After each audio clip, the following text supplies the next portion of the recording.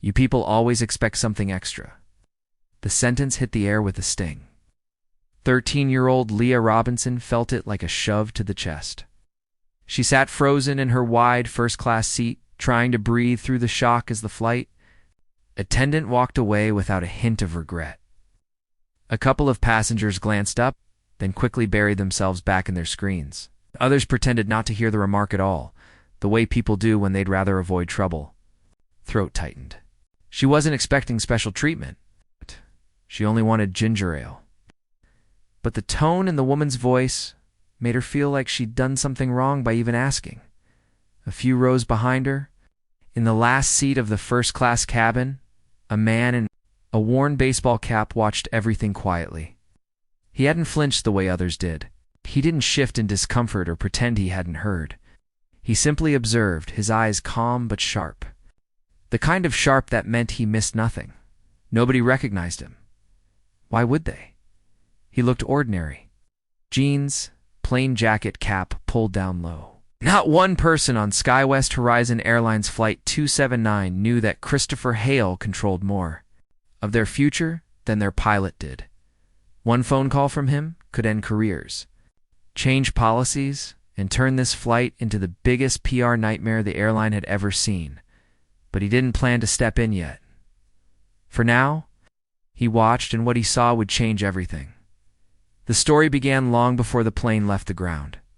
On the east side of Cleveland, Ohio, in a neighborhood of weathered duplexes and aging streetlights, Leah Robinson spent her evenings solving calculus problems for fun.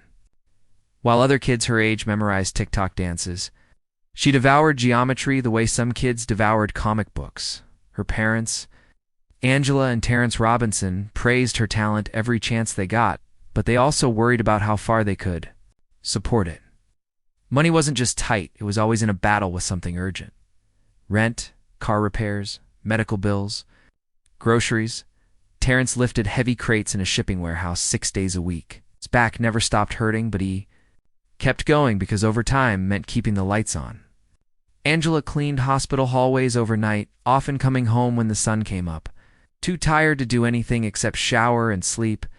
They didn't have wealth, but they had dreams for their daughter. When Leah qualified for the American National Mathematics Invitational in San Diego, it was the kind of miracle the Robinsons prayed for. The competition selected only 60 students from across the entire country. The winner would receive a full scholarship to any university they chose. This wasn't optional. This wasn't nice to have. This was Leah's chance at a different life. But there was one problem. The trip. The competition was in 3 days. Flights had jumped to outrageous prices. The cheapest economy ticket they could find was nearly $800, and that didn't include luggage or seat assignments. Even that number felt impossible. That night, after dinner, Angela sat at the small kitchen table and stared at the laptop screen. "Terrence," she said softly, "what if we get her a first-class ticket?" Her husband looked up slowly, thinking. He misheard her. A first-class ticket. Angie, those are thousands of dollars. "I know," she whispered, "but she's flying alone." "Oh, she's never flown alone before." "She's anxious. This is the biggest moment of her life. We can't afford it. We'll make it work. She deserves one thing that feels easy. She deserves to feel safe." There was a long silence. Then Terrence nodded. "Okay, we'll find a way." And they did. Terrence took every overtime shift he could get. Angela cleaned the pediatric floor for 2 extra weekends. They borrowed $400 from Angela's cousin. They emptied the emergency savings jar they kept above the fridge. And then they bought a $3,020 first-class ticket on SkyWest. Horizon Airlines, all for a girl who knew more about algorithms than they ever would, but still slept with the hallway. Light on whenever she felt nervous, the morning of the flight, Leah stood in front of her mirror, rehearsing her introduction one more time. Her voice shook a little, so she practiced again and again. She wore the soft cream dress her grandmother had given her last Christmas and tied her curls into a neat ponytail. Angela adjusted her daughter's collar, gently smoothing it down. "Baby, listen," she said. "You belong in every room you walk into. Don't let anyone tell you different. Terrence hugged her tight enough to make her squeak. "You're gonna crush that competition, sweetheart." Their car ride to Cleveland Hopkins Airport was filled with nervous jokes and reminders. Charge your tablet. Keep your boarding pass in your front pocket. If you need help, ask for it. If you feel scared, call us. Leah felt grown up, but also small. Excited, but also terrified. She wasn't the only one boarding a life-changing flight. 2 states away in Chicago, Christopher Hale prepared for the same plane, but for a very different reason. As CEO of Hale Tech Innovations, a multi-billion-dollar tech company that supplied Wi-Fi and hardware to half the airline industry, he didn't need commercial flights. He owned 2 private jets.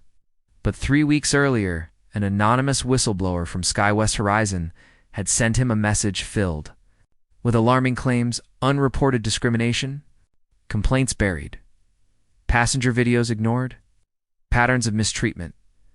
Christopher didn't trust boardroom explanations, wanted to see how passengers were treated with his own eyes.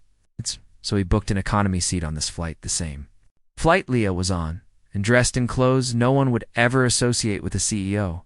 He passed through TSA unnoticed. No one stared. No one tried to shake his hand. No one begged for a photo. For once, he blended in, exactly as he wanted. But blending in didn't stop him from seeing the small things most passengers missed. The way the gate agents smiled bigger at certain passengers.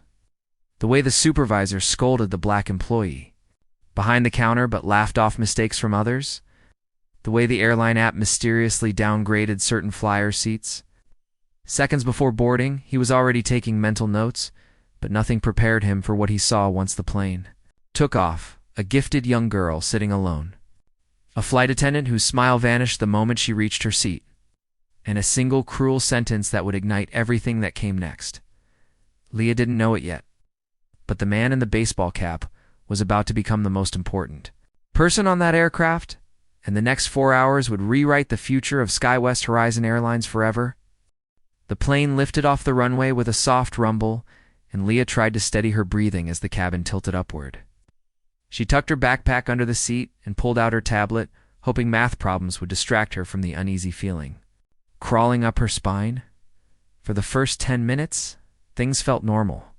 The usual announcements, seatbelt lights on, faint clatter from the galley, a couple of passengers whispering about their meetings in San Diego. Leah kept her head down, pretending not to notice that almost everyone in first class was at least 3 times her age. Then the turbulence hit. At first it was a light shake, the kind she'd been warned about. But then the plane dropped just a bit, enough to make her stomach flip. Leah gripped the armrest so hard, her fingers tingled. Her motion sickness came fast and hard, rising like a wave she couldn't stop. She looked around for help. The flight attendant, Rachel Monroe, was moving down the aisle with perfectly measured steps. Her smile warm and relaxed as she checked on the man in 2A and the couple in 3B. But the moment she reached Leah's row, her face changed. The polite smile evaporated, her tone flattened. "Yes," she asked, already bored. I'm not feeling good," Leah said softly. Her voice wobbled. "Could I get some ginger ale? And maybe crackers?" Rachel sighed as if Leah had asked for something outrageous. "We'll see what we have left." She turned without waiting for a response. Leah pressed herself back into her seat, embarrassment crawling through her chest. She didn't know what she'd done wrong. In row 4, Christopher Hale watched the exchange with growing disgust. He wasn't shocked, not after what he'd been briefed on, but seeing it firsthand was different. Subtle discrimination was one thing. This wasn't subtle. He angled his phone low, pretending to scroll. But his camera was recording. The turbulence eased. But Leah's nausea didn't. The motion sickness had already taken over sweaty palms, hot cheeks, a dizzy lightness in her head. She closed her eyes and tried to breathe through it. Rachel returned a few minutes later with nothing but a tiny water bottle. "We're out of ginger ale," she said curtly. "And we don't give out snacks before the service." "That's not true," the man in 2A said. "You just offered me pretzels." Rachel stiffened. "Sir, that was different. It didn't seem different." Her jaw tightened, but she forced a smile. "Please enjoy your flight." She placed the water on Leah's tray without looking at her and moved on. Leah stared down at the bottle, blinking fast. She didn't want to cry. Not here. Not where everyone could see her. The cabin returned to its quiet hum, but something had shifted. A few passengers exchanged looks. Two women near the front whispered behind their hands. A man pulled out his phone to text someone. Christopher kept recording, his face expressionless. He needed more. Not because the moment wasn't wrong. It was, but because people in power always tried to twist stories like this. Maybe the kid misunderstood. Maybe the employee was overwhelmed. Maybe it was a one-time mistake. He needed a pattern. He didn't have to wait long. 20 minutes later, the meal service began. The smell of toasted bread and warm butter drifted through the cabin, making Leah's stomach twist harder. Rachel and the second attendant, a woman named Tara, rolled their carts down the aisle, offering passengers a choice between grilled chicken or pasta primavera.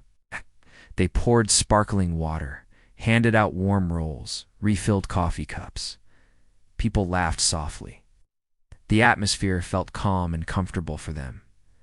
When they reached Leah's seat, Tara smiled politely. "Would you like chicken or pasta?" Before Leah could answer, Rachel stepped in front of her colleague. "She gets this." Rachel placed a plastic-wrapped cold sandwich on Leah's tray, the kind usually reserved for economy. Leah stared at it, confused. "Is this the meal for first class?" "It's the only one we have left for your type of booking," Rachel said briskly. "My booking was everything else is assigned." But the real blow came seconds later. A woman across the aisle asked for an extra bread roll. Rachel responded warmly, "Of course.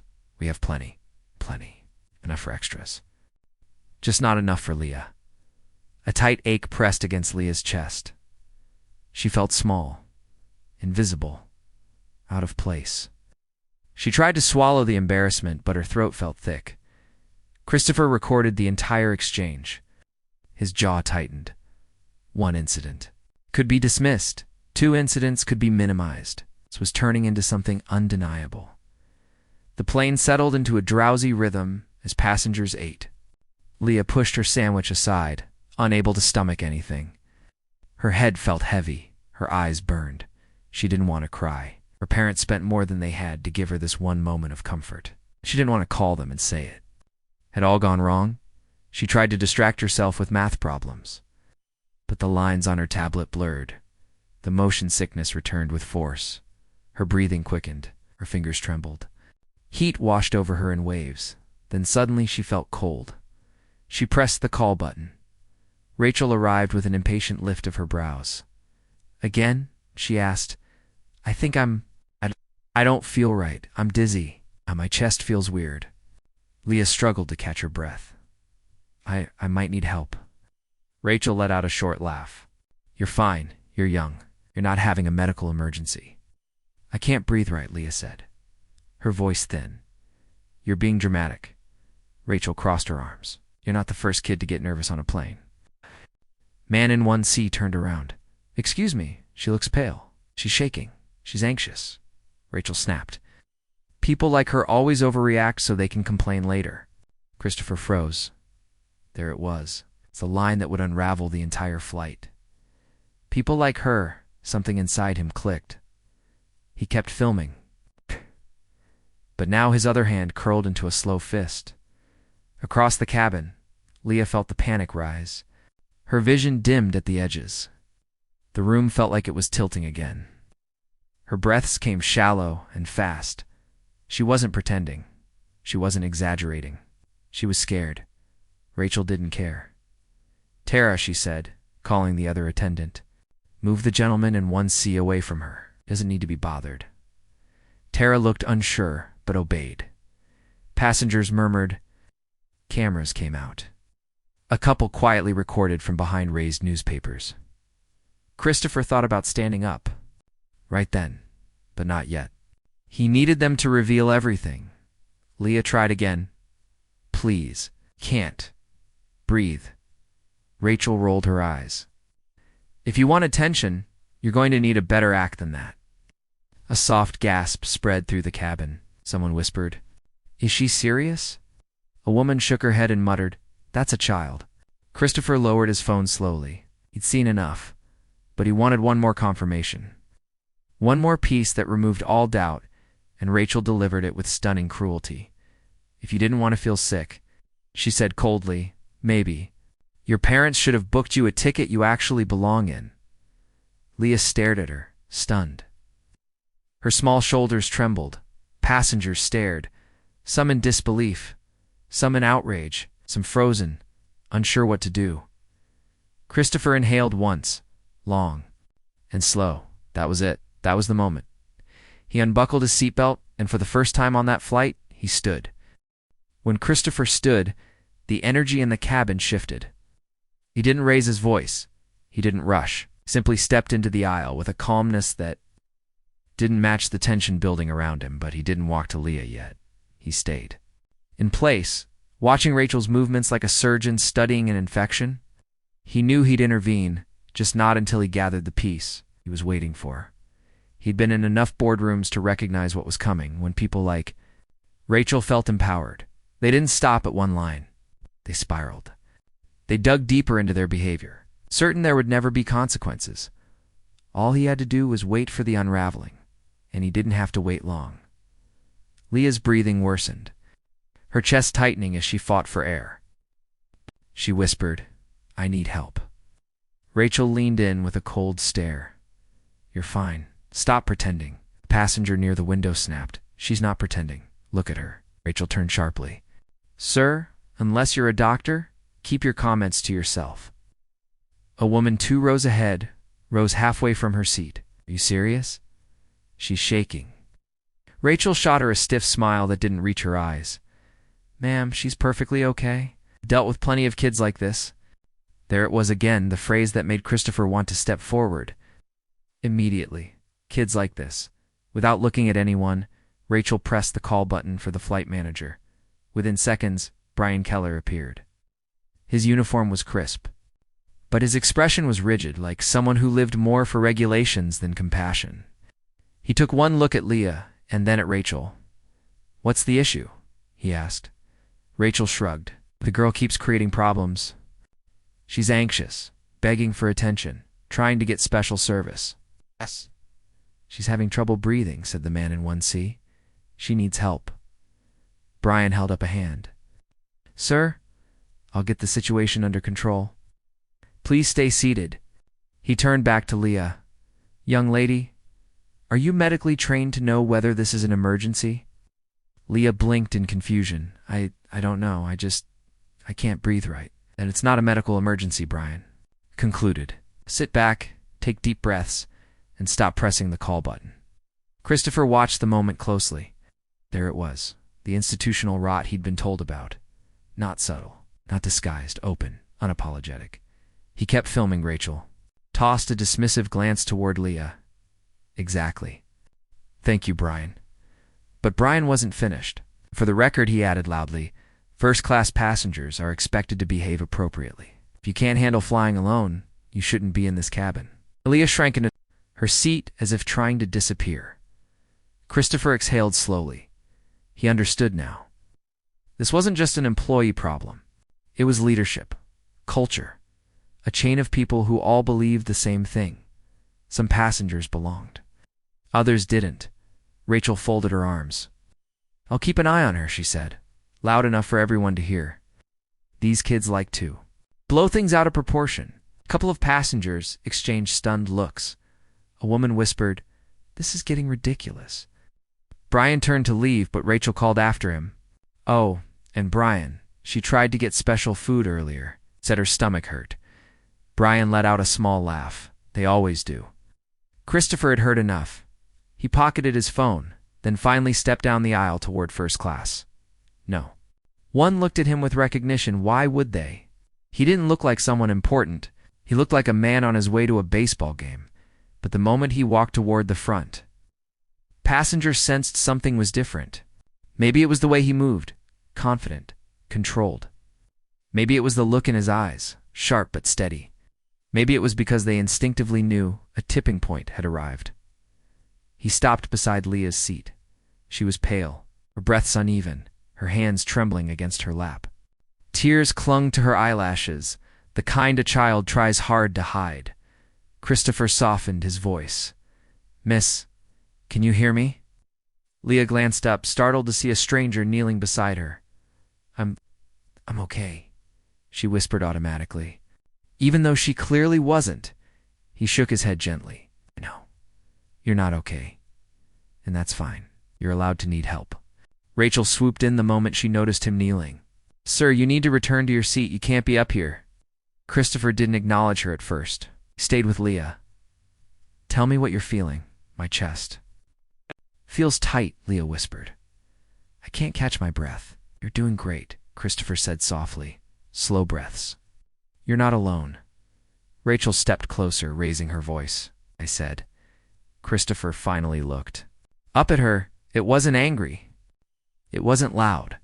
It was a look that made Rachel take half a step back without meaning to. A look from someone who'd given orders to thousands of people, someone who never feared confrontation. "Give her space," he said calmly. "This is my cabin," Rachel snapped. "You don't get to order me, Brian?" Returned at the commotion. "What's going on here?" "Sir, return to your seat immediately." Christopher rose slowly, still keeping one hand braced on Leah's armrest. Protective, but not intrusive. "You're the flight manager?" he asked. "Yes," Brian said sharply. "And you're about 2 seconds away from being restrained for refusing instructions." Christopher blinked once. Restrained. The word hung in the air, absurd given the circumstances. Leah's eyes widened. "Please don't. He was just—" Rachel cut her off. "Young lady, stay quiet." Something. Inside, Christopher clicked enough. He turned toward Brian, his voice steady. "I've been watching your crew for the last hour. I've witnessed discrimination, neglect of a minor, refusal to provide medical assistance, and targeted mistreatment." Brian stiffened. "Sir, you're exaggerating, no," Christopher replied. "I'm not." Passengers were recording. Openly now. Rachel looked around, panic flickering behind her eyes. Brian crossed his arms. "You don't get to challenge our procedures. You're a passenger." Christopher smiled, a small, controlled smile that made the hair on Rachel's arms stand up. "No," he said quietly. "I'm not just a passenger." Rachel frowned. "What's that supposed to mean?" Christopher didn't answer. "Not yet." He knelt back beside Leah. "You're safe now," he told her. "I promise." Then he stood again, facing both crew members. Neither Rachel nor Brian had any idea that their entire world was about to turn upside down, because the ordinary-looking man in row 4D wasn't ordinary at all. He reached into his pocket, pulled out his phone, and for the first time since the flight took off, he wasn't recording. He was dialing. The phone barely rang once before someone on the other end answered. Passengers leaned in, sensing something big was unfolding. Cameras were already up. Even people who had stayed quiet the entire flight now turned fully in their seats to watch. "Yes. It's me," Christopher said into the phone, his tone calm, but carrying a weight that made Rachel's stomach twist. "I need you to connect me to the operations line." Rachel blinked. "Operations line?" she repeated under her breath. Brian frowned. "Sir, you're not allowed to make special calls on board." Christopher held one finger up without even looking at him. Brian's mouth snapped shut. Leah watched with wide eyes, clutching the edge of her seat. She didn't understand what was happening, but something inside her said she was finally safe. After a short pause, Christopher spoke again, louder this time so no one could miss it. "Put me through to executive control." Passengers exchanged looks. Some whispered executive control, who had access to that. "Thank you," Christopher said as he waited. His expression stayed steady, but the air around him felt charged, like the moments before a storm breaks open. Rachel's face went pale. Brian shifted uncomfortably. Then a voice answered on the other end. "Mr. Hale, we weren't expecting a call from you mid-flight." Rachel's lips parted. Brian's hand dropped from his waist. Christopher's identity, the one he'd kept hidden all morning, was suddenly not so hidden. Christopher didn't raise his voice at the crew. He didn't gloat. Simply spoke with the authority of someone whose decisions shaped entire industries. "There's been an incident," he said. I'm currently on SkyWest Horizon, Flight 279, and I need to initiate an immediate internal review. Rachel stumbled back a half step. Brian's eyebrows shot upward. Christopher continued. The crew has engaged in discriminatory behavior toward a minor. I have documented evidence. I need the crew informed right now. Brian swallowed hard. Sir? Wait, crew. And Christopher ended the call mid-sentence from the other side, signaling he wasn't finished. He lowered the phone, but didn't pocket it yet. Looked at Rachel and Brian with a calmness that was more terrifying than rage. You both have no idea who you decided to mistreat today, said Rachel stammered. I didn't know, that's the problem. Christopher cut in. You didn't need to know who she was. You just assumed she didn't belong. Leah lowered her gaze, tears slipping down her cheeks again, but this time from a mix of relief and exhaustion. Christopher softened his expression when he looked at her. You did nothing wrong, he told her gently. Fault? Passengers nodded in agreement. Some murmured encouragement. Others shot glares at the crew. Rachel attempted a weak smile, trying to salvage herself. Mr. Hale, if I had known, you wouldn't have treated her differently because of me, Christopher replied. You would have treated her differently because you were afraid. He straightened. And fear is not the same as respect. Brian stepped forward, trying to regain control. Sir, maybe we can just know, Christopher said. No more excuses. No more trying to twist what happened. I watched everything. I recorded everything. He held up his phone. Every time she asked for help, and you dismissed her. Every time you degraded her with that tone. Every time you treated other passengers with comfort and treated her like she was a burden. He took one quiet step closer to the crew. That ends today. Rachel's voice shook. Mr. Hale, I'm really sorry, and I'm sure you are, he replied. Now that you know your job is on the line, direct hit. Rachel flinched. The phone rang again, this time incoming. Christopher answered. Yes, the voice on the other end was louder, clearer, and unmistakably authoritative. Even passengers close by could hear his name. Christopher, this is Daniel Wright. I've been briefed. What's happening on that plane? Rachel froze. Brian's eyes widened. Daniel Wright, Chief Operations Officer of SkyWest Horizon Airlines. Christopher didn't hesitate. He pitched his voice just loud enough for the entire cabin to hear. Daniel, I have multiple videos showing discriminatory mistreatment toward a minor passenger. Leah Robinson by Flight Attendant Rachel Monroe and Flight Manager Brian Keller. I need both their employments reviewed effective immediately. Passengers gasped. Phones captured every second. Rachel's jaw trembled. Please, Christopher ignored her. I also need a full investigation into prior complaints against this crew and any suppressed passenger reports over the last 6 months, he said. And Daniel, I want these directives executed before this plane reaches the gate. More whispers erupted. Brian tried to step in one last time. Mr. Hale, I can explain. Christopher turned to him. No, he said simply. You can't. The line crackled. Understood, Daniel replied. We'll handle it immediately. We'll meet the aircraft as soon as it arrives. Are you safe? Is the minor okay? Christopher glanced at Leah. She will be, he said. I'm staying with her. He hung up. Silence washed over the cabin, thick, heavy, electric. Then, Christopher looked directly at Rachel. You didn't know who was watching, he said softly. But that's the thing about treating people right. It shouldn't matter who's watching. Rachel's lip trembled. Are we being fired? She whispered. Christopher didn't blink. You are being removed from duty when we land. What happens after that is the result of a full investigation, documentation, and the evidence the passengers and I have collected. Brian took a shaky breath. Mr. Hale, I apologize. I didn't realize. Christopher cut him off. Your job was to intervene. Instead, you defended discrimination. Brian didn't speak again. Christopher knelt beside Leah once more. She wiped her cheeks, trying to look composed, but the exhaustion on her face was unavoidable. He spoke gently. Leah, everything that happened to you today is being taken seriously. You'll get real help, real justice. And you're not alone anymore, Leah whispered. Thank you. He offered her a small, reassuring smile. You belong here, Leah. More than you know. A passenger in 2A began applauding softly. Another joined, then another, until half the cabin was clapping, not for drama. But for the moment someone finally stood up. Rachel stepped back against the wall, overwhelmed and shaking. Brian stood stiffly, staring forward, his authority shattered. Christopher pulled out his phone again. He wasn't recording now. He was dialing the pilot. The next phase was about to begin. Because the backlash wasn't just coming for Rachel and Brian. It was coming for the entire system that let this happen. When Christopher called the cockpit, the passengers went silent again.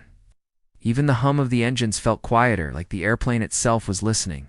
The call connected, and the captain answered immediately. This is Captain Reynolds. Christopher spoke calmly. Captain, this is Christopher Hale. I'm in first class. We have a serious situation involving your cabin crew. I need to brief you before this escalates on landing. There was a pause, the kind of pause where someone reevaluates their entire day. Christopher Hale. As in yes, Christopher replied. I'll explain more when we're on the ground, but right now, I need you to notify ground. Control that an executive-level incident review is in progress. I also need confirmation that medical staff will meet us at the gate for a minor passenger. Captain Reynolds cleared his throat. Understood. I'll make the call immediately. Is the child stable? She's conscious, Christopher said, glancing at Leia, but she needs evaluation. Right, consider it done. The call ended. Passengers exchanged stunned looks. Someone whispered, This is insane. He's actually the one who runs everything. The other whispered back, Good. That kid needed someone. Rachel stood stiffly by the galley wall, her hands trembling. Brian looked like he wanted to disappear. Neither spoke.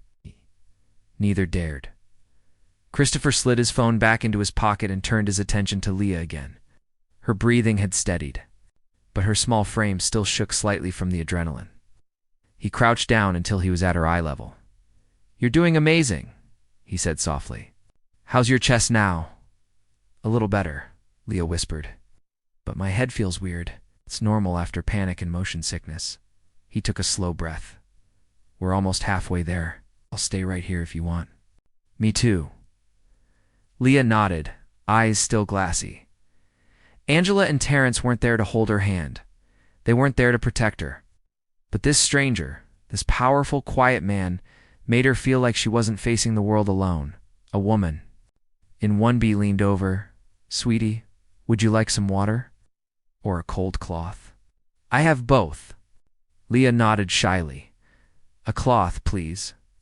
The woman sprang into action. She opened her tote, pulled out a clean cloth, and offered it. Leah pressed it gently to her forehead. More passengers leaned in, wanting to help. Someone offered to switch seats to give Leah more space. Another offered gum. Someone else whispered that they'd complained about Rachel before, but had been ignored. The cabin had changed entirely. Where there was silence, there was support. Where there was fear, there was unity. All because one person stood up. Rachel. Watched the scene unfold and turned away, unable to face it. She tried to hold on to her professionalism, but her mask had cracks all over it. Brian, on the other hand, still clung to procedure. Mr. Hale, he said quietly, trying to sound composed, perhaps we can discuss this privately. Christopher stood. Why would we do that? Because situations like this don't need to escalate. Maybe we can come to an understanding. Christopher stared at him. Let me be clear so there's no confusion. This situation didn't escalate because of me. It escalated because of you. Because a child was mistreated, dismissed, belittled, and denied help. Brian swallowed hard. We didn't mean intent doesn't matter, Christopher cut in. Impact does. A few passengers murmured with approval. Brian dropped his gaze. Is there anything I can do right now? To fix it? You can step away from her, Christopher replied. And you can stay out of the cabin until we land. Rachel shot him a pleading look. Can I at least apologize? She whispered. Christopher didn't answer right away. He looked down at Leah. Would you like her to talk to you? He asked gently. Leah's face tightened. She shook her head. Christopher turned back to Rachel. Then no, You're not going near her. Something about giving the choice to Leah, letting her have the power, shifted the entire dynamic. For the first time since the flight began, Leah felt like her voice mattered. Rachel looked devastated, but she stepped back without another word. The plane flew on. After a few minutes, a man in 3A asked Christopher, "Do you always fly like this? Watching everything and everyone?" Christopher almost smiled. You'd be surprised how much people reveal when they think no one important is paying attention. Another passenger chimed in. "Why were you even flying commercial?" Christopher shrugged. "Because sometimes leaders need to see things from the ground. Policies sound different when you read them behind a desk. Reality looks very different." He didn't say it, but he thought it. People can hide a lot from a CEO, but they can't hide how they treat strangers when they think those strangers don't matter. Leah set the cloth down and took a few deeper breaths. Her color was returning. Christopher stayed beside her, occasionally checking in, but never hovering. After a long stretch of quiet, Leah spoke softly. "Can I ask you something?" "Of course, Are you going to get them in trouble because of me?" Christopher replied without a second of hesitation. "No, Leah. They got themselves in trouble because of how they treated you." Leah looked down at her hands. "Okay, you didn't do anything wrong," he added. "You asked for help. That's what passengers are supposed to do." "But I don't look like most people in first class," she whispered. Christopher's chest tightened. Hearing it aloud from a child, a brilliant child, who should have been focused on her math competition, not on her place in the world, struck a nerve deep inside him. He crouched lower, his voice gentle but firm. "Leah, listen to me. You belong anywhere your talent and hard work take you. I don't care if it's first class, a college campus, a boardroom, or an award stage. Where you sit doesn't define you. What you achieve does." Leah's eyes softened. "I just don't want to cause problems." "You didn't," he said. "You revealed them." Passengers nodded subtly in agreement. The plane hit a small pocket of turbulence, making Rachel jump. Tara steadied a stack of cups. Leah tensed, but Christopher spoke to her softly. "Just a light one. Nothing to worry about." She nodded and steadied her breathing. Halfway through their sky-crossing journey, Christopher's phone buzzed. It was a text. "Coup. Airport security and medical are staged for arrival. Corporate team en route. Media blackout in place until you land." Christopher looked at Leah. She had no idea her story was already unfolding far beyond the walls of the plane. No idea that the moment they touched down, she would become the center of something much bigger. For now, she only knew that she wasn't alone, and Christopher knew something else. When they landed, the real storm would begin, but he'd face every part of it because the child sitting beside him deserved nothing less. The last hour of the flight felt longer than the first 3. Leah stayed awake but quiet, her fingers tapping lightly against the armrest when she grew nervous. Christopher stayed close, only stepping away once to speak with Tara, who seemed genuinely shaken by everything that had happened. Passengers kept glancing toward the front, either to check on Leah or to watch Rachel and Brian, who now stood stiffly by the galley, trying not to look undone. Neither dared to walk the aisle. Neither dared to speak. Their authority had evaporated the moment Christopher revealed who he was. The captain's voice eventually came through the speaker. Steady but with a subtle edge, like he knew something serious awaited them on the ground. "Ladies and gentlemen, we are beginning our initial descent into San Diego. Please remain seated with your seatbelts fastened. I have been informed that we will have a brief delay exiting the aircraft once we arrive. Thank you for your patience." Few passengers exchanged knowing looks. The crew didn't make the announcement. The captain did. That alone said enough. Leah's fingers tightened around the cold cloth in her hands. "Is it going to be crowded?" she asked quietly. Christopher answered with a reassuring tone. "A little, but nothing you need to worry about. I'll walk you out myself." Leah nodded, trusting him completely. Outside the window, clouds drifted, past in soft layers, catching flashes of late afternoon sunlight. If the day had gone differently, Leah might have been pressed against the glass, excited about her first solo flight. Instead, she sat curled in her seat, clutching her backpack like armor. The passengers near her kept offering gentle smiles. Someone slipped a piece of candy onto her tray. Someone else gave her a small packet of tissues. People who had been strangers just a few hours ago were now protective in their own quiet ways. Rachel stood in the galley with her arms crossed tight, forcing a smile any time Tara looked her way.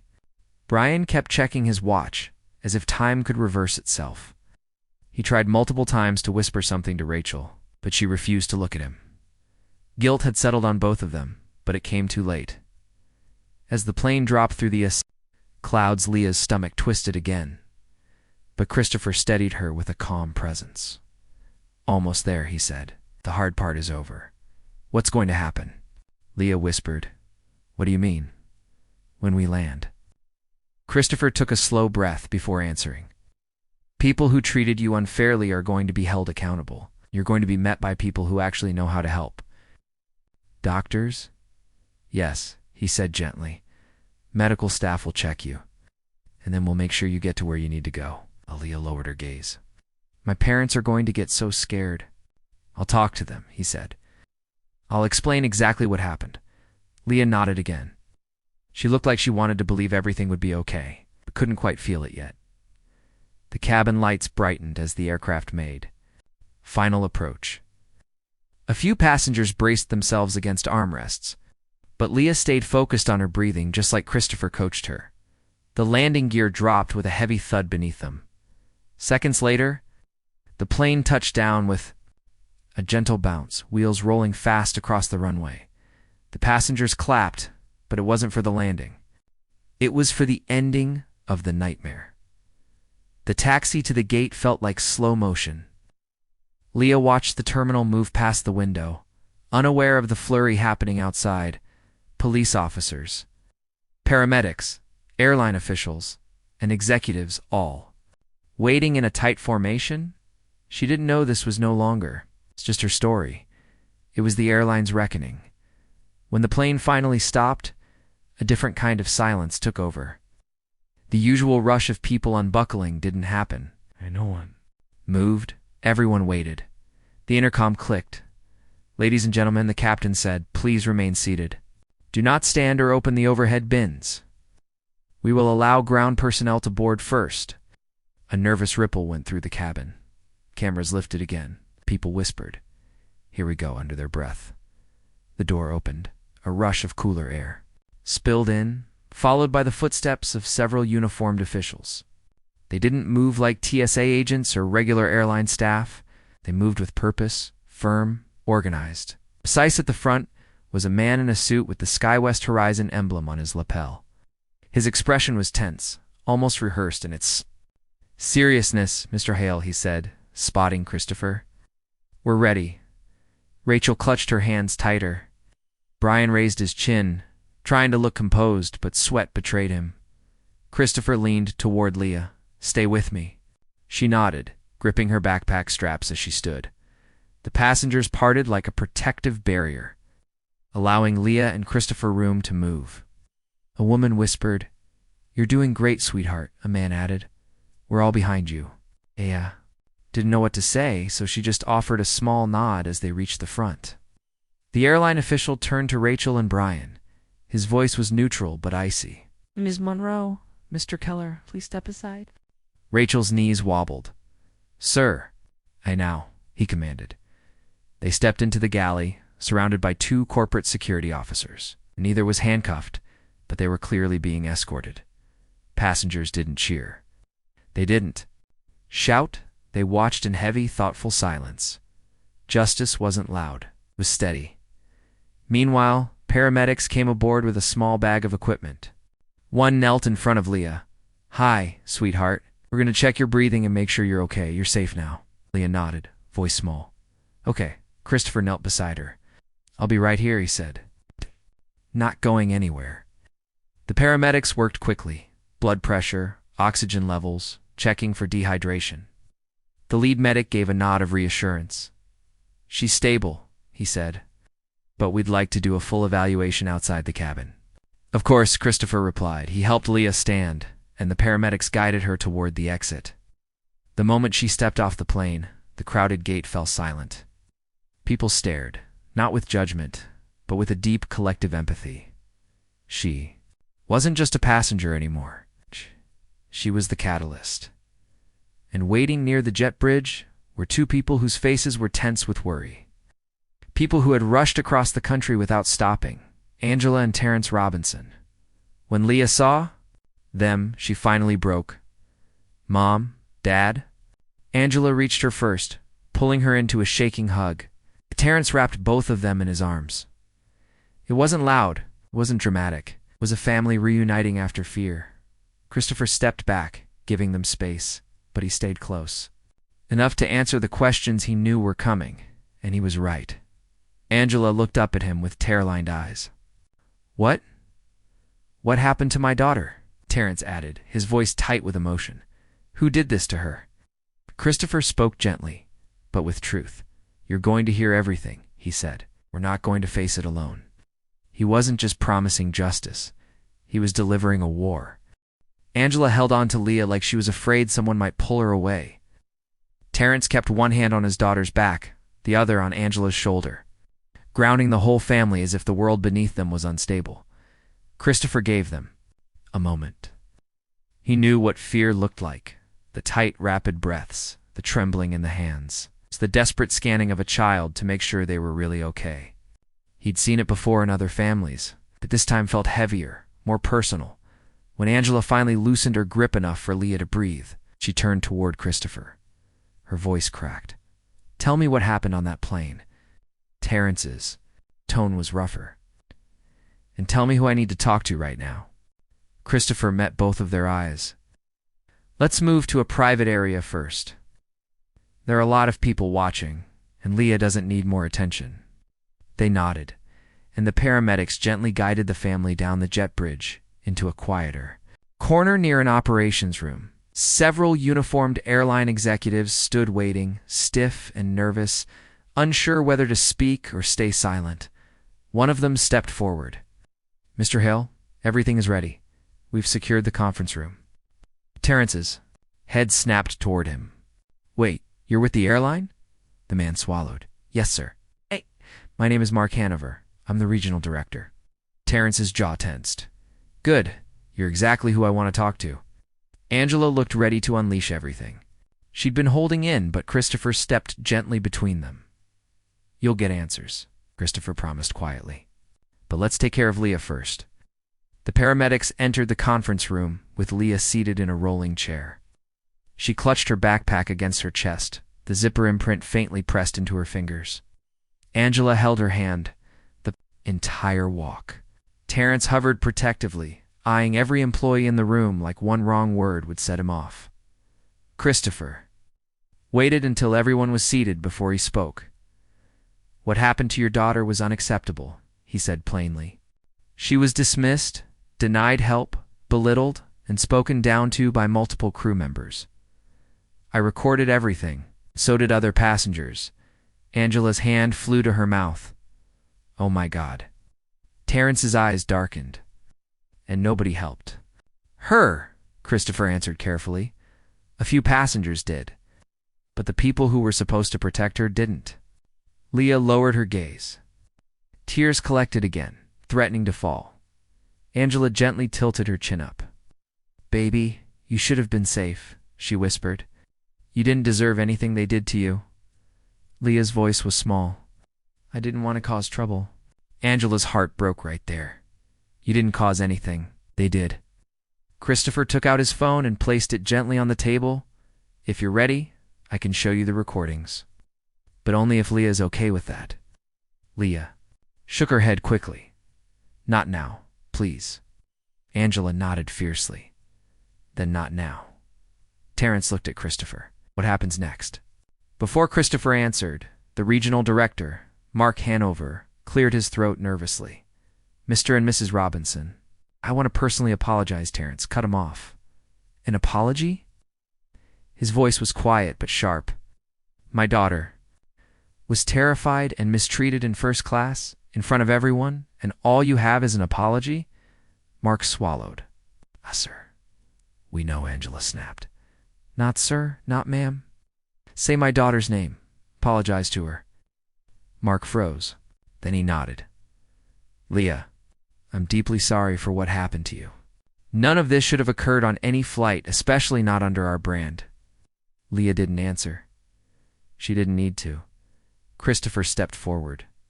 Mark, where are Rachel Monroe and Brian Keller now? It's being held in a secured office. Downstairs, Mark replied.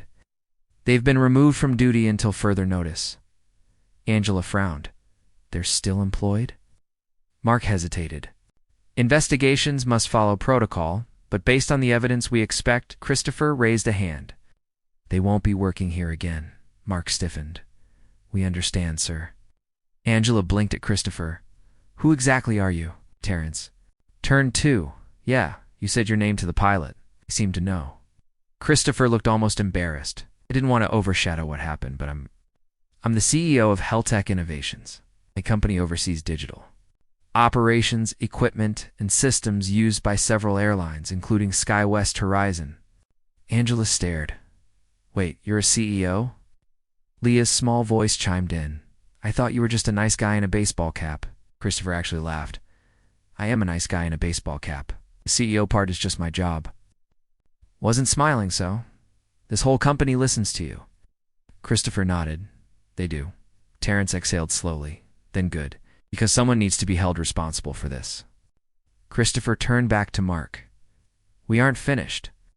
I want a full written report. Every complaint linked to these crew members over the last 5 years. Every passenger claim that was covered up or ignored. Every disciplinary record buried. Under first warning excuses, Mark scribbled notes, his hands trembling slightly. Yes, Mr. Hale. Immediately. And Christopher added, a formal apology to the Robinson family. In writing, signed by the executive board. Terrence raised an eyebrow. Executive board? Christopher nodded. All of them. Angela looked overwhelmed, but in a grateful way. Why are you doing this? She asked softly. You don't even know us. Christopher paused. Because what happened to your daughter is the kind of thing that destroys trust, he said. And the airline industry needs to earn back that trust.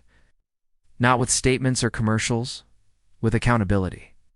Leah listened, still holding her backpack. Her face had softened, but the fatigue showed. A paramedic stepped forward. She's stable, but I recommend a full evaluation at the medical station with proper equipment. Angela nodded. Of course. Terrence looked at his daughter. We've got you, baby. Christopher stepped aside as the paramedics helped Leah to her feet. Before she walked out, she tugged lightly on Christopher's sleeve.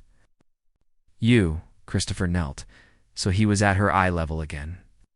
You were brave today, he said. Much braver than you know. Leah's eyes flickered with the smallest hint of pride. Will you stay until we go? Christopher smiled. Absolutely. I'm not leaving until you and your parents say you're okay. They escorted her out of the room, and the hallway buzzed with activity. Medics, staff, executives rushing between tasks. But everyone moved out of the Robinson family's way. People made space for them. For Leah, Terrence put an arm around her as they walked. Angela held her hand tight. Christopher followed close behind, and not far away, hidden behind a frosted glass door, Rachel and Brian sat in silence, waiting for the consequences they never saw coming. The storm wasn't over, but for the first time that day, Leah was stepping into safety. The medical station sat at the far end of the terminal, tucked behind glass walls and humming softly with machines. Leah sat on a padded bench while a medic checked her pulse, took her temperature, and listened to her lungs. Angela hovered like a guardian, ready to snatch the stethoscope away if it so much as startled her daughter. Terrence paced near the doorway, his jaw tight enough to crack. Christopher stood to the side, not intruding, but not distant either.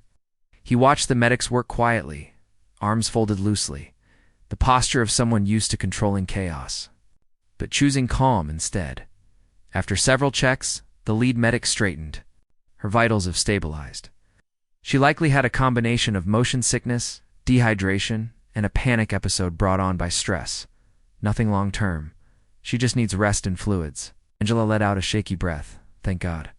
Terrence nodded, though anger still simmered beneath his relief. So she's going to be okay? Yes, the medic assured.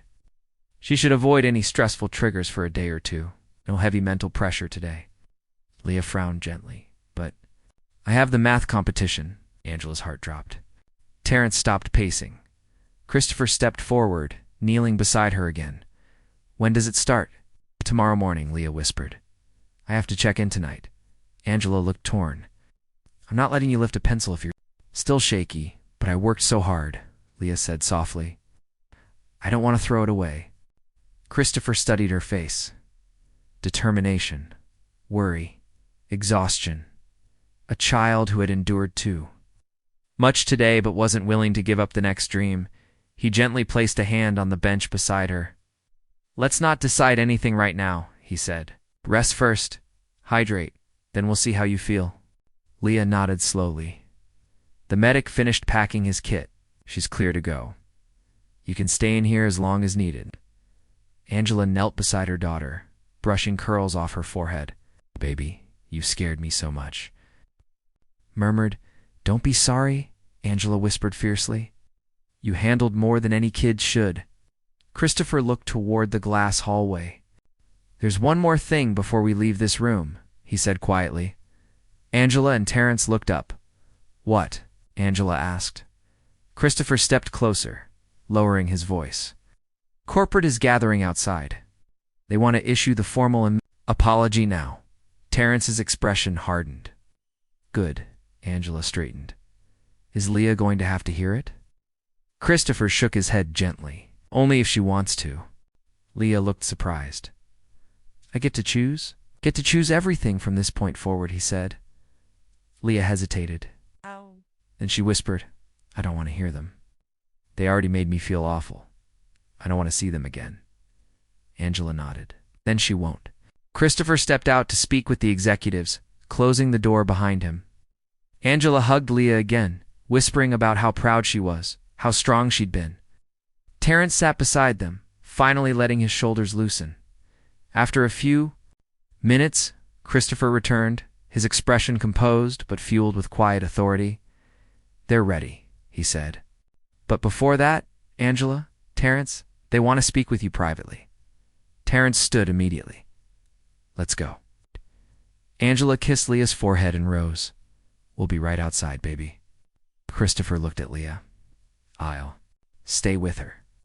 Angela hesitated, then nodded gratefully. When the door shut, Leah let out a long, shaky breath. Why were they so mean? I didn't even do anything. Christopher pulled up a chair and sat in front of her. Sometimes people make quick judgments because of their own biases. They act rude or unfair without thinking about the harm they cause. Leah bit her lip. But is it because I look different? Christopher paused. The truth was sharp, but necessary. Some people don't know how to treat others with respect unless they think the person is important. That's their fault, not yours. Leah nodded, though her eyes glistened again. I don't want to fly alone ever again, she whispered. You don't have to, Christopher said softly. And after today, this company is going to change how it handles young passengers. You may have saved a lot of future kids from going through the same thing. Her eyes widened. Really? Really? He said. Sometimes the hardest moments lead to the biggest changes. Before Leah could respond, the door opened. Angela and Terrence walked back in, Terrence's jaw still tense. Angela's eyes a mix of fury and relief. Angela exhaled sharply. It's done, Leah blinked. What's done? Terrence knelt beside her, trying to control his anger for her sake. The airline gave a full apology, in writing, from the executive team. They said what happened to you was unacceptable. Angela added, and they're launching an investigation into everything. The crew, the complaints, all of it. Leah leaned into her mother. Okay. Christopher remained quiet, letting the family's voices fill the space. Terrence looked at Christopher, and you. I don't even have words, man. Christopher shook his head. Leah deserved a safe flight. You deserved peace of mind. The airline failed you. But I wasn't going to sit and watch that happen. Angela wiped a tear. Thank you. Leah looked up at him. Are Rachel and the manager going to get fired? Christopher didn't sugarcoat it. They're suspended pending review. And based on the evidence, I don't see a future for either of them in this industry. Leah nodded slowly. Good. Christopher smiled gently. Terrence straightened. So what now? We take her to the hotel and make sure she rests. That's Part of it, Christopher said. But there's one more thing. Angela frowned. What? Christopher pulled a small envelope from his jacket. Leah stared at it. What's that? It's for you, he said. Angela took a hesitant step closer. What's in it? Christopher handed it to Leah with care. Open it. Leah slid her finger under the seal and unfolded the card inside. Her eyes widened. Angela's breath caught. Terrence leaned in. You've got to be kidding me. Inside the envelope was a formal letter from the leadership team at the American National Mathematics Invitational. Christopher had called them earlier quietly, privately, to explain what happened. The letter read, Dear Leah Robinson, we understand your travel experience was distressing. Your check-in deadline has been extended. You will not be penalized for late arrival. We look forward to welcoming you tomorrow as one of our top qualifiers. Leah pressed the paper to her chest, eyes shining. They still want me? Christopher smiled warmly. Of course they do. Terrence put a hand over his face. Overcome with emotion, Angela pulled Leah into a hug so tight it almost lifted her off the bench. Leah whispered, I can still compete. You can, Christopher said softly. And you will. Angela looked at him through grateful tears. How do we ever thank you? Christopher shook his head. You don't owe me anything. Just focus on supporting your daughter. He glanced at Leah. And Leah, you go win that competition. Leah nodded, a spark returning to her tired eyes. For the first time since the plane took off, she looked like a kid with hope again. The sun was low by the time the Robinson family left the medical station. The terminal smelled faintly of coffee and jet fuel, and the fluorescent lights hummed overhead. Travelers rushed around them with roller bags and backpacks, unaware that a storm had just passed through this corner of the airport. Leah walked slowly, still tired, clutching the envelope like it was something fragile. Angela held her hand, and Terrence walked on her other side, close enough to shield her from anyone who came too near. Christopher followed a step behind, not intruding, not leading, just making sure nothing else touched the child, who'd already endured too much. The airport had arranged a private shuttle to take them to the hotel. Uniformed driver stood, waiting, eyes warm with respect, as he held the door open. Mr. Hale, the driver said with a nod, everything is prepared. Terrence raised an eyebrow. They're treating us like VIPs now, huh? Christopher didn't pretend. After today, you are. They stepped inside. The shuttle had spacious leather seats and soft lighting. Leah sank into the back row, leaning her head against Angela's shoulder. She looked exhausted but peaceful, like her mind had finally stopped fighting for air. Terrence sat across from her. How you feeling, baby? Just tired, Leah murmured. My head still feels weird. It's been a long day, Angela said. You'll sleep well tonight. Christopher took a seat near the door. He wasn't tired, not yet. He was still in CEO mode, the quiet, dangerous kind where he processed everything, planned next steps, and decided which departments were about to lose entire teams. But when he looked at Leah, his expression softened. Tomorrow is a new day, he said. You'll get a fresh start. Leah smiled faintly. I hope so. The shuttle pulled away from the terminal, the airport fading behind them. San Diego's evening sky stretched out in soft pink layers, dotted with palm trees swaying in the warm breeze. Cars moved in steady streams. People walked dogs. Families gathered at restaurants. The world outside didn't reflect the intensity of what had happened hours earlier. Inside the shuttle, silence was gentle, a break, not a burden. Angela turned to Christopher after a moment. Can I ask you something? Of course. Did you even notice, Leah? Angela asked softly. So many people ignore kids, but you didn't? Christopher leaned back, choosing his words. Because I know what it looks like when someone is overlooked. I know what it feels like to be treated differently for reasons you can't control. Angela blinked. You Christopher nodded. A long time ago. Terrence studied him. You act like a man who's seen things. Christopher smiled faintly. I've seen enough. Leah lifted her head slightly. Did something bad happen to you too? Christopher hesitated, not because he didn't want to tell her, but because he didn't like making anything about himself. A few things. When I was younger, people didn't think I belonged in certain places either. No one stood up. For me, Leah's eyes softened. I'm glad you stood up for me. Christopher's voice was gentle. Me too. The shuttle rolled into the driveway of a tall hotel near the bay, its windows glowing warm gold under the fading sky. A hotel employee stood waiting with a clipboard and keys. Welcome, Robinson family, he said kindly. Your suite is ready. Angela blinked. Sweet. We can't afford, Christopher stepped forward. What? You're not paying for it. I already arranged everything with the hotel. Terrence frowned. Chris, we can't let you cover all this. Christopher shook his head. This isn't charity. It's responsibility. Your daughter was harmed under a system I help oversee, and I intend to make it right. Terrence paused, looking at Angela. She nodded. Double quotes, okay? Terrence said quietly. Thank you. They followed the employee inside. The lobby was elegant, with soft music playing and a large fountain in the center. Leah looked around with tired curiosity. It was nicer than anything she'd seen before. The suite was spacious, with 2 bedrooms, a living room, and floor-to-ceiling windows showing the city lights. Angela helped Leah take off her shoes and settle onto the couch, where Terrence checked the rooms, making sure everything felt safe. Christopher stayed near the entrance, not wanting to intrude too much. I'll let you all rest, he said, but I'll be back tomorrow morning to take Leah to the competition.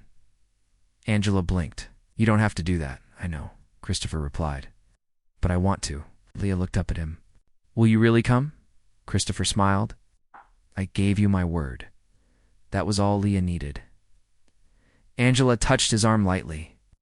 Thank you for everything today. I don't know what would have happened if you weren't there. Christopher looked down briefly, guilt brushing across his expression. You shouldn't have needed me. The airline should have protected her. He stepped toward the door. Get some rest. I'll see you in the morning.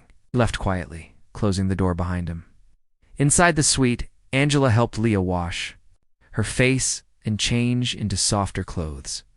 Terrence ordered room service, something Leah could stomach, something light. When it arrived, she barely ate, too tired to focus. Angela sat beside her, stroking her curls. You okay, sweetheart? Leah leaned into her.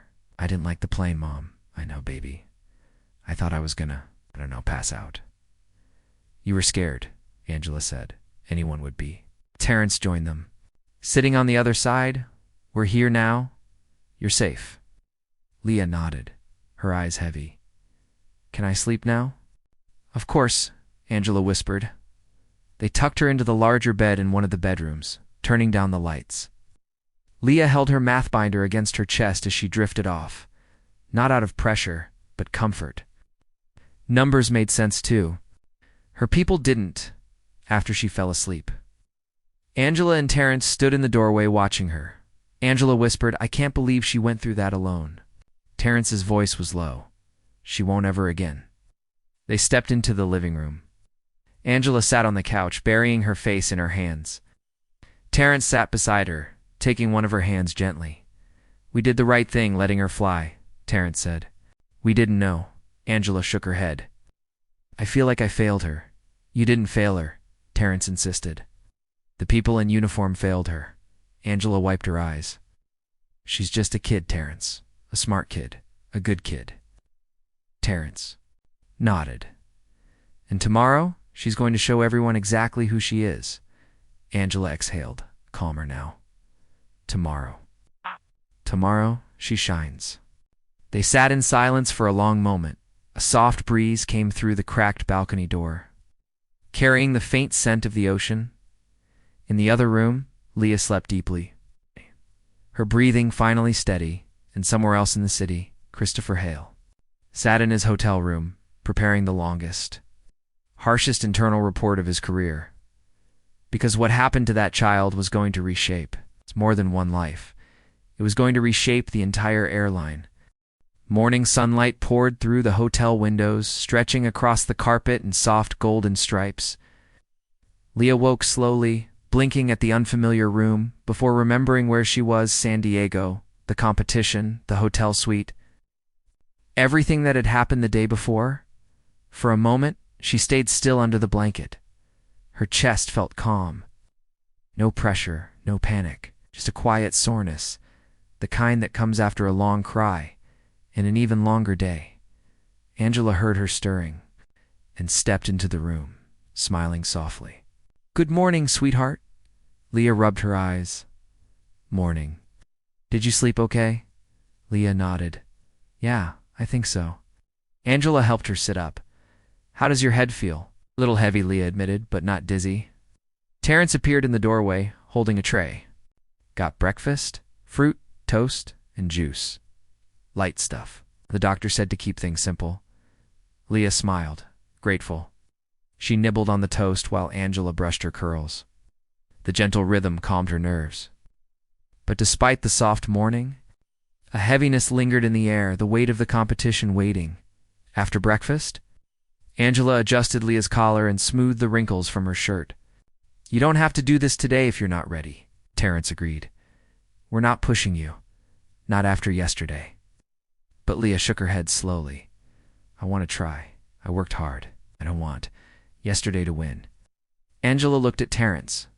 They both nodded before they could say anything else. The doorbell chimed, one firm, familiar knock. Angela opened the door. Christopher stood in the hallway, dressed in a crisp, simple suit. No flashy tie, no intimidating posture. But there was something powerful in the way he carried himself. Quiet authority, calm strength. Angela smiled. "Good morning, Christopher." "Morning," he replied warmly. "How's our superstar today?" Leah peeked around Angela's arm, shy but smiling. "Better." Christopher stepped inside, carrying a small paper bag. "I brought something for you." He handed her the bag. Leah opened it slowly.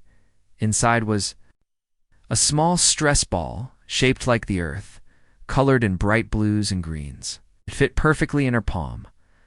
"I thought you could hold it if you feel nervous," Christopher said. "Whenever the world feels heavy, squeeze it. Remind yourself, you can hold anything." Leah smiled. "Thank you." Angela's eyes softened. "That's very thoughtful." Christopher nodded toward the door. "You ready to go?" Leah took a slow breath and nodded. Yeah. The car ride to the competition hall was quiet but peaceful. Leah stared out the window, watching the city come alive. Joggers on sidewalks, kids with backpacks, delivery drivers weaving through traffic. Life kept moving, indifferent to the storm she had weathered. Angela held her hand the entire way. Terrence sat beside them, one protective arm behind both of their shoulders. Christopher rode in the front, occasionally glancing back to check if Leah needed anything. When they pulled up to the convention center, Leah froze for a moment. The building was huge. Banners waved overhead, displaying the event name in bright letters. Dozens of kids her age walked inside with backpacks, binders, and sharp determination. Angela squeezed her hand gently. "You don't have to be afraid. You earned your place here." Leah nodded, but her fingers tightened around the earth ball. Christopher stepped out first, surveying the entrance. Parents, coaches, competing students, the usual crowd. No reporters, no commotion. "Good," he opened Leah's door. "Let's go at your pace." Leah stepped out slowly, her legs slightly unsteady. Terrence placed a reassuring hand on her shoulder. "You got this, baby." As they approached the entrance, a woman in a navy polo approached them with a clipboard. "Hi there. Are we checking in for the invitational?" she asked brightly. "Yes," Angela said. "Leah Robinson." The woman flipped through her list, found Leah's name, and smiled. Yes. We've been expecting you. You're all set." Leah blinked. "Expecting me?" The woman nodded. "Absolutely. We heard there was some travel trouble. But don't worry. You're still fully eligible. Your division starts in 30 minutes. You'll do great." Christopher raised an eyebrow. subtly. The director he spoke to must have informed the staff. Good. Angela bent to Leah's height. You ready? Leah took a breath. Yeah, I'm ready. Terrence stepped forward, kissing her forehead. We'll be right outside waiting for you. Where Christopher knelt to her level. Remember yesterday? Leah nodded softly. You faced something harder than any test, he said, and you survived. Today is just numbers. You can handle that. She smiled, gripping the earth ball a little tighter. Thanks, she whispered. Leah walked with the event staffer into the hall. Disappearing behind tall glass doors, Angela's breath shook. I'm nervous for her. Terrence nodded. Me, too. Christopher stayed calm. She's stronger than you think. Yesterday didn't break her. It sharpened her. Angela exhaled. God, I hope so. Terrence looked at Christopher. Can I ask you something? Of course. Why didn't you tell everyone on the plane who you were sooner? You could have stopped everything before. It got that far. Christopher's eyes darkened slightly. As people shouldn't treat others with basic decency, only when someone important is watching. I needed to see their real behavior. And I did. Angela swallowed. And what you saw was awful. Yes, Christopher said. But it revealed exactly what needed to be changed. Before they could say more, the doors opened as a group of competitors walked out for a short break. One of them pointed inside. She's fast, a boy whispered to his friend. Yeah, the girl with the curly hair, the friend said. She answered 3 lightning-round questions before anyone else. Angela's heart lifted. That's our Leah. Terrence smiled for the first time that morning. She's doing her thing. An hour passed, then 2. Finally, the doors opened. Again, and students poured out holding papers, water bottles, and pencils. Leah stepped out last, her earth ball tucked into her pocket. Angela rushed over. How did it go? Leah blinked, dazed. I finished everything. Terrence grinned. That's my girl. Christopher watched her carefully. How do you feel? Leah smiled. Not a small, hesitant smile, but a real one. I think I did good, Angela gasped, hands over her mouth. Oh, honey, I'm so proud of you. Leah held up a printed sheet. They're posting the results in the lobby in a few minutes. Let's go, Terrence said. They walked together, weaving through students and families. Leah stayed close to her parents, her nerves returning a little. Christopher stayed behind them, not wanting to overshadow the moment. When they reached the results board, a crowd pressed forward, kids jumping, parents craning necks, teachers whispering. Leah squeezed between 2 girls to get a look. Angela held her breath. You're Rayleigh. Terrence stared like he was bracing for impact. Leah scanned the sheet, eyes darting across rows. Then she froze. Her breath caught. She stepped back, turning slowly toward her parents. I placed, she whispered. Angela gasped. Where? Leah held up trembling fingers. Top 3. Angela screamed a joyful, tear-filled sound and pulled Leah into her arms. Terrence wrapped both of them in a tight embrace, unable to stop smiling. You did it? He said. You really did it. Leah cried into Angela's shoulder, overwhelmed with relief and pride. Through the crowd, Christopher watched with a warm, quiet smile. Not pride in himself, pride in her, the girl who refused to let yesterday break. Today, the girl who turned trauma into triumph. When Leah stepped back from the hug, she ran to Christopher without hesitation and threw her arms around him. Thank you, she whispered into his shirt. For everything. Christopher knelt and hugged her back gently. You did this, Leah. All of it. I just stood beside you. Angela touched Christopher's arm. You were our miracle. Terrence nodded. We'll never forget what you did. Christopher looked at all of them. You don't need to thank me. I was exactly where I needed to be. Leah held up her medal, the ribbon shimmering in the light. I'm taking this home. Christopher smiled. You should. You earned it. As they walked out of the convention center, the sun high above them, Leah held her parents' hands, one on each side, with Christopher walking behind. Proud and steady, and for the first time since boarding that plane, she felt unstoppable.